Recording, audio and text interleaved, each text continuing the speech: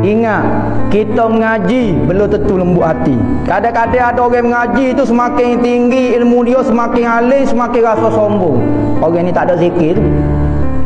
Bapa penting zikir ni supaya hati jadi lembut. Tu saja.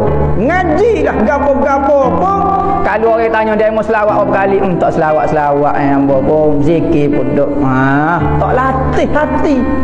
Kena ketuk hati kita biar jadi lembut. Dia lembut, dia comel kat Allah. Katanya Nabi, apabila hati ni dia molek, Nabi kata sesungguhnya dalam jasad manusia itu ada sekepar daging. Sekepar, lebih kurang besar ni katanya Nabi, sekepar dia.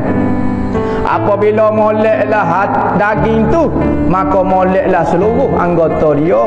Dan apabila jahatlah daging tu, maka jahatlah seluruh anggota dia. Ingatlah daging itu adalah hati.